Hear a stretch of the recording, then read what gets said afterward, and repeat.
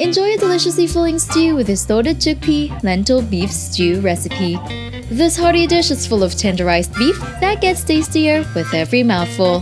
Heat some olive oil in a large deep frying pan over medium-high heat. Add pieces of the chopped beef and cook, stirring occasionally.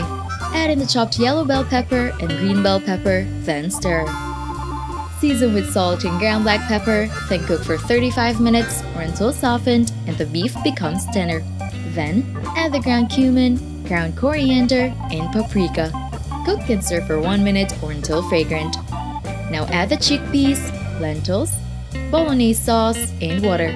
Cook for 8 to 10 minutes or until heated through, stirring occasionally. Add in the chopped coriander, then stir to combine. Garnish with more chopped coriander before serving.